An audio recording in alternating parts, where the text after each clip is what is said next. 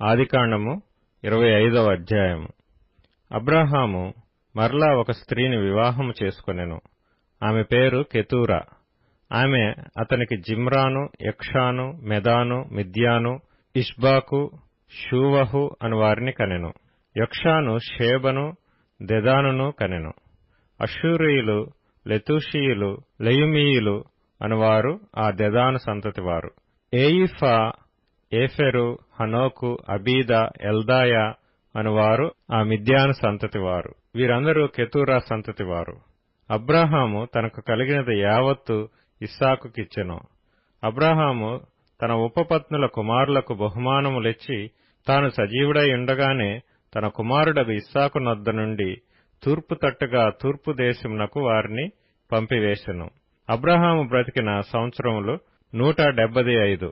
అబ్రాహాము నిండు వృద్ధాప్యమునకు వచ్చినవాడై మంచి ముసలితనమున ప్రాణము విడిచి మృతి పొంది తన పితరుల యొద్దకు చేర్చబడెను. హిత్తీయుడైన సోహరు కుమారుడగు ఎఫ్రోను పొలమందలి మక్పేలా గుహలో అతని కుమారులగు ఇస్సాకును, ఇష్మాయేలును అతనిని పాతిపెట్టిరి. అది మమ్రే ఎదుటనున్నది. అబ్రాహాము హేతు కుమారుల యొద్ద కొనిన పొలములోనే అబ్రాహామును అతని భార్య అయిన శారాయిను పాతిపెట్టబడిరి. అబ్రాహాము మృతి పొందిన తరువాత దేవుడు అతని కుమారుడగు ఇస్సాకును ఆశీర్వదించెను. అప్పుడు ఇస్సాకు బెయేర్ లహోయి దగ్గర కాపురముండెను. ఐగుప్తీయురాలును శారా దాసీయునైన హాగరు అబ్రాహామునకు కనిన అబ్రాహాము కుమారుడగు ఇష్మాయేలు వంశావళి ఇదే. ఇష్మాయేలు జ్యేష్ఠ కుమారుడైన శేబాయోతు, కేదారు, అద్బయేలు, మిబ్షాము, మిష్మాదూమారమషా, హదరు, తేమా, యతూరు, నాఫీషు, కెదెమా. ఇవి వారి వారి వంశావళుల ప్రకారము వారి వారి పేర్ల చొప్పున ఇష్మాయేలు కుమారుల యొక్క పేర్లు వారి వారి గ్రామములోను వారి వారి కోటలలోను. ఇష్మాయేలు కుమారులు వీరే. వారి పేర్లు ఇవే. వారి వారి జనముల ప్రకారము వారు 12 రాజులు. ఇష్మాయేలు బ్రతికిన సంవత్సరములు 137. అప్పుడు అతడు ప్రాణము విడిచి మృతి పొంది తన పితరుల యొద్దకు చేర్చబడెను.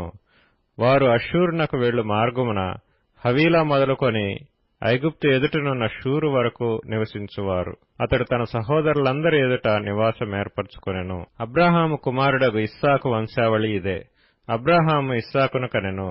ఇస్సాకు పద్దనరాములో నివసించు సిరియావాడైన బెతూయేలు కుమార్తెయును సిరియావాడైన లాబాను సహోదరియునైన రిబ్కాను పెండ్లి చేసుకున్నప్పుడు 40 సంవత్సరముల వాడు. ఇస్సాకు భార్య గొడ్రాలు కనుక అతడు ఆమె విషయమై యెహోవాను వేడుకొనెను. యెహోవా అతని ప్రార్థన వినెను గనుక అతని భార్య అయిన రిబ్కా గర్భవతి అయ్యెను.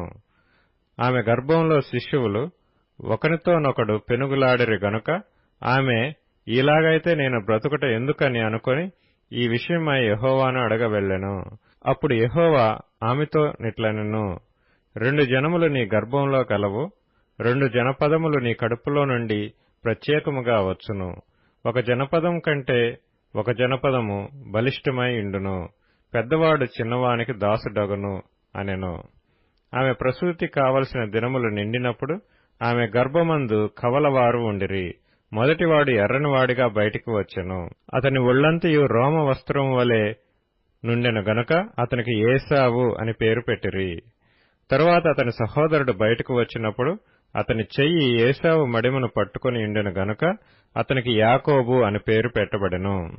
ఆమె వారిని కనినప్పుడు ఇస్సాకు 60 ఏండ్లవాడు. ఆ చిన్నవారు ఎదిగినప్పుడు ఏశావు వేటాడుటయందు నేర్పరి అయి అరణ్యవాసిగా నుండెను. యాకోబు సాధువై గుడారములలో నివసించుచుండెను. ఇస్సాకు ఏశావు తెచ్చిన వేట మాంసమును తినుచుండెను గనుక అతని ప్రేమించెను. రిబ్కా యాకోబును ప్రేమించెను. ఒకనాడు యాకోబు కలగూర వంటకము వండుకొనుచుండగా ఏశావు అలసినవాడై పొలములో నుండి వచ్చి, నేను అలసియున్నాను, ఆ ఎర్రెర్రగానున్న దానిలో కొంచెము దయచేసి నాకు పెట్టుమని అడిగెను. అందుచేత అతని పేరు ఎదోము అనబడెను. అందుకు యాకోబు, నీ జ్యేష్ఠత్వం నేడు నాకిమ్మని అడగగా ఏశావు, నేను చావబోచున్నాను గదా, జ్యేష్ఠత్వము నాకెందుకు అనెను. యాకోబు, నేడు నాతో ప్రమాణం చేయమనెను. అతడు యాకోబుతో ప్రమాణం చేసి అతనికి జ్యేష్ఠత్వమును అమ్మివేయగా యాకోబు ఆహారమును చిక్కుడుకాయల వంటకమును ఏశావుకిచ్చెను. అతడు తిని త్రాగి లేచిపోయెను. అట్లు ఏశావు తన జ్యేష్ఠత్వమును తృణీకరించెను.